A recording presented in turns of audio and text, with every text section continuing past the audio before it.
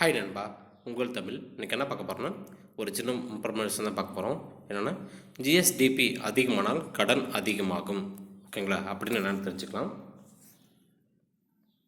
நமது மாநில உள்நாட்டு உற்பத்தியை கொண்டு ஜிஎஸ்டிபி 20% வரை கடன் வைத்துக்கொள்ளலாம். நம் இப்போது வைத்துள்ள கடன் அளவு 26% தான்.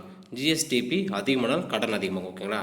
எப்போ இந்த கணக்குப்படி 28% கடன் வச்சுக்கலாம்னு சொல்கிறாங்க. ஆனால் நம்ம வச்சுருக்கிறது 26% தான் கடன் வச்சுக்கணும்னு சொல்கிறாங்க. இது எதுக்கு சொல்கிறாங்கன்னா, மெட்ரோ திட்டத்திற்கு 65,000 கோடி வரை செலவாகும் என்பதால் கடன் வாங்கியதான் செய்ய முடியும். உள்கட்டமைப்பை ஏற்படுத்தி செய்கிறோம். ஓகேங்களா?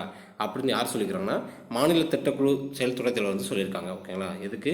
மெட்ரோ திட்டத்துக்காக. அதனால் ஜிஎஸ்டிபி அதிகமானாலும் கடன் அதிகமாக சொல்லியிருக்காங்க. இது 28%. இப்போ நம்ம 26% தான் வச்சுருக்கோம். ஓகேங்களா? இது தெரிஞ்சுக்கணும். இது மறந்துடாதீங்க. இந்த வீடியோ பிடிச்சா லைக் பண்ணுங்கள், சப்ஸ்கிரைப் பண்ணுங்கள், எல்லோரும் ஷேர் பண்ணுங்கள். பாய் நண்பா, உங்கள் தமிழ்.